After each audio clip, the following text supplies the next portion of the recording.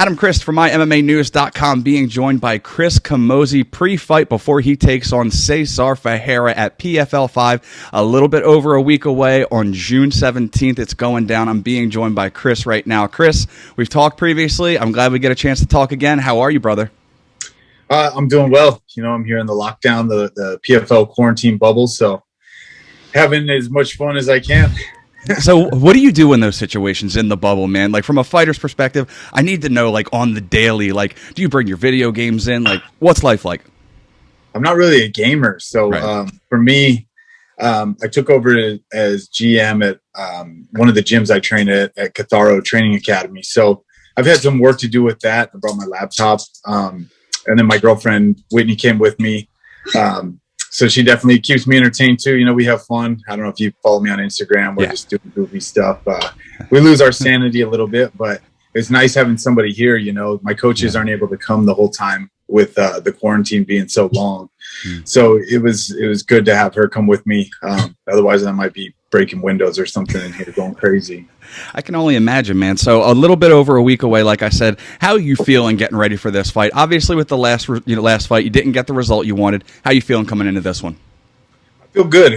You know, it was a good warm-up. Obviously, I hadn't fought in a long time. Long for me. You know, I've been busy my entire career. So taking more than a year off before that fight, it was good. But at the same time, it was like, you know, you get the not ring rust, but you kind of fall out of the routine. So got that one out of the way, and I feel good about this one. You know, I was training. I got back, I think it was Friday. I was training again Monday. I mean, that fight against Sordi, man, it was a back and forth war. Again, it was so good that you called a warm-up fight, but I mean, I have to ask, like, with it being 2 months ago, was there any injury sustained, anything like that? Because obviously your opponent now coming off the first round knockout. Yeah, no, I was pretty healthy. So it's actually surprising. I get cut almost every fight where I get stitches and stuff. My face didn't get too banged up. I think I didn't have any bruises or anything even 3 days after. So I was pretty healthy and felt good. That's why I was back in rather than taking a full week off. I took it a little lighter when I went in, obviously. I'm not trying to go in and spar and get punched in the head right away. But I think I spar maybe the next following week. But yeah, I was back in doing jiu-jitsu, hitting mitts, and just trying to continue the momentum going there. And the beauty of this season format is, obviously, there's a very good chance you could see Sordi down the road. I mean, there's limitless options of who you could potentially face, and that's what I like about this season format. So from a fighter's perspective, what's your take of the season thus far? It's a little interesting, right? I think they shortened the season, so the point system's a little weird. I try not to think too much about it. I'm just going to see how it all plays out, because when I look at it, you know, Cezar has 6 points. I have 0. I finish him in the first round. I get 6. He has 6. I feel like it could end up a giant tie, and then I don't really know where it goes from there. I think there should have been an odd number of regular season fights or a different point system, but I'll let them worry about that. I just got to worry about winning. Yeah. I was going to say, this the season format, it definitely adds a different perspective to fighting, where you're just used to taking it fight by fight by fight, whereas the seeding and what goes into it is something completely different. But I did want to ask as well, man, you're used to fighting for the bigger organizations, clearly, Glory, UFC, the list goes on. But now that you're fighting under a former fighter, you know, Ray Sefo, I mean, what's that like, that your boss knows the ins and outs of the fight game, working under a fighter? What's that been like for you? It's a little bit of the same. I think, you know, he was a fighter, obviously, but he also wears the hat of a businessman. I haven't had too much contact with him other than like at weigh-ins and after the fight. It was nice having him come, you know, say thanks and everything after the fight, which is a little different. You know, every once in a while you'd see Dana or whatever after the UFCs. So it was a little bit different. You know, you felt a little bit more like respected over it. You know, there's always things that I could say I would change, and nothing's ever going to be perfect. So you make do with what you have. You know, I've been traveling all over the world forever. And before the UFC, I was fighting in bars and strip clubs and everywhere else that they would host events. So, you know, you, on your way coming up, you learn to deal with a lot of the little ins and outs of things that aren't ideal. Yeah. So with this COVID lockdown, before we get into the fight itself, I know you said you and your girlfriend are getting to some fun stuff, but some of the little things, the nuances that makes it just tolerable, your daily life, what's from wake up to going to bed, getting your workouts in, especially, I can't imagine is easy. What's it like from sunrise to sundown? I would say it's a little bit miserable. I'm not gonna lie. I don't love this. It's not ideal. Again, like my coaches couldn't come. I don't have any training partners here. So that's not ideal, obviously. This week, if I was at home, would be my toughest week, wrapping things up. You know, you do physical therapy, you get like whatever you do to recover. We don't have any of that here. The food sucks. There's no like mixing of words there. The food is terrible. We're allowed to order Uber Eats and stuff, but we're in Atlantic City. So, you know, I don't know if you've ever been out there. They're not known for their healthy food. So again, it's a lot of adjusting, a lot of making do, having to adjust my schedule and change things up, but you just kind of have to adapt with it and accept it. I'm happy to be fighting again. You know, I could be sitting at home on full COVID lockdown still. So there is that. And I just try to be grateful for that. And it's been interesting, but it's a good experience. You know, Whitney and I have found a bunch of ways to, you know, eat healthy and stuff, you know, with her doing diet programs for people and workouts. She's actually helped me a ton with working out in the room, getting everything I need in, stretching, doing all that stuff. So it's been a challenge, but we make it work, and the adjustments have been good lessons. I mean, not for nothing, but every other fighter is going through the same miserable stuff that you're going through right now. So, I mean, as far as the misery is concerned, at least you're on even playing field with the crummy food and whatnot. But going into the matchup, man, Cezar, like we said, 6 points already. You're not looking into it as far as the seeding and, you know, point system goes. But as far as a matchup opponent, what do you think about Cezar? I like it. You know, him and I were actually set. I can't remember if we were set or what, but you know, his name came across to me, I think 3 times in the UFC. It never worked out, obviously. So he's somebody I'm real familiar with. I've watched for a long time. He fought my teammate Anthony Smith. He fought my teammate Ian Heinisch. So his name's been around in the gym forever. And, you know, I help those guys prepare to fight him because I'm a lefty like him. So I kind of had a feeling we'd actually fight. I don't know why. It was right after my fight with Sordi. I was like, I think I'm going to fight Ferreira next. And it worked out. So I actually really like it. Like I said, I'm real familiar with him.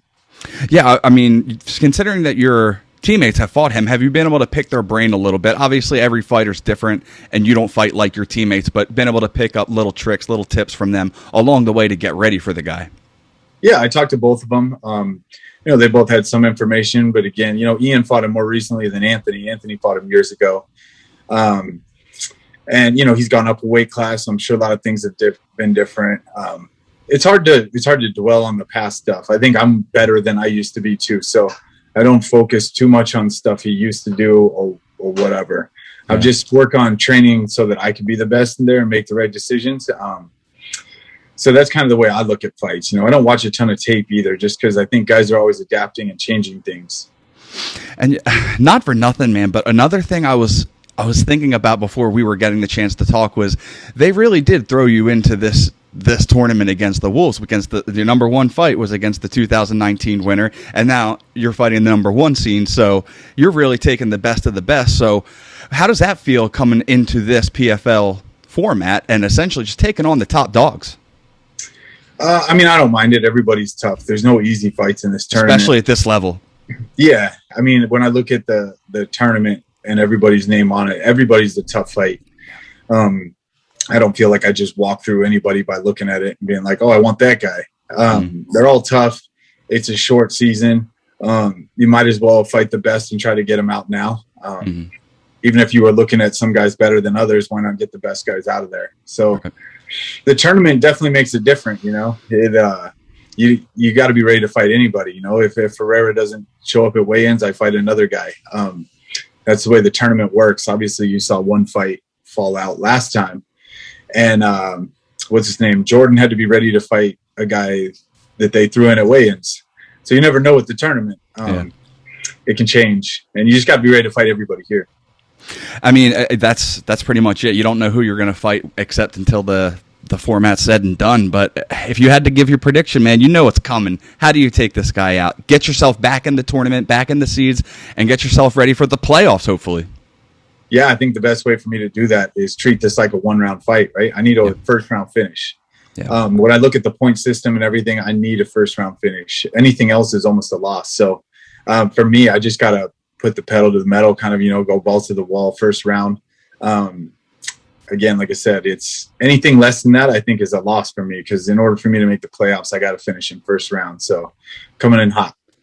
Does that add any pressure, man?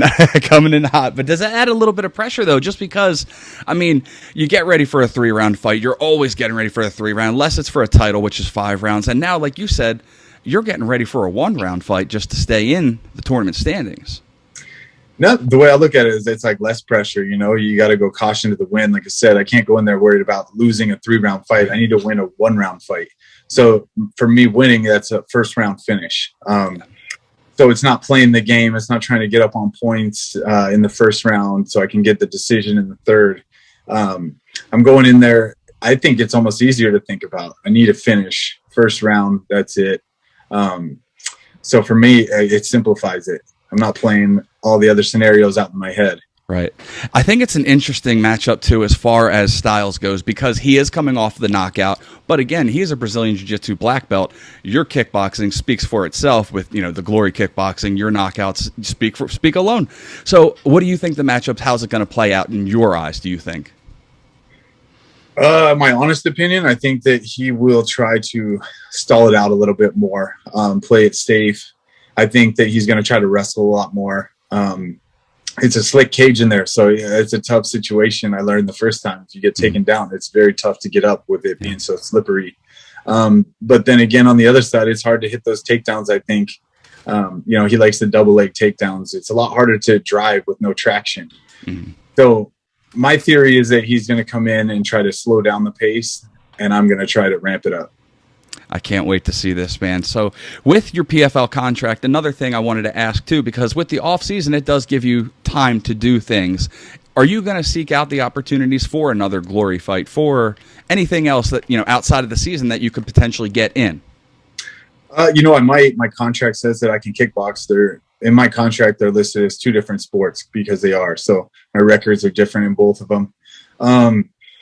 With the right matchup with Glory, and I don't necessarily pick and choose, but I've told them before, the money's got to match the opponent. So if my money matches the opponent that they want me to fight, I'm in. I like kickboxing. I've always really enjoyed it. I love fighting for Glory. I had good experiences in the past. So, if the opportunity's right and the timing's right, then I'm in. Awesome, man. I can't wait to see how this fight plays out. I can't wait to see how the tournament itself plays out. I look forward to talking to you, man. Before I let you go, how about sponsors, your social media, anything you want to get out there for the fans? Now's the floor. Yeah, definitely. Thank you, my sponsors for this fight, Good Seeds and Resilience Code. And then my sponsors that I've had for a long time are Live Well Cannabis, Revivid CBD, Revivid Sport, my management at Vayner Sports, my team at Genesis and Catharo. I think that wraps everybody up. Rev Gear has always been great to me. And you can find me on Instagram at Chris Camozzi MMA. I'm usually on there the most, or Reddit. So there it is. Awesome. There he goes, Chris Camozzi, getting ready for his second appearance in the PFL cage. It's going down June 17th. He is taking on Cezar Ferreira. You don't want to miss this fight. He's vying for his opportunity to stay in the playoffs. You look forward to it. He's going to bring it, and he's looking for the first round stoppage. For Chris Camozzi, I am Adam Christ. Make sure you keep a lock to my MMA news, as always, for all your fight news needs.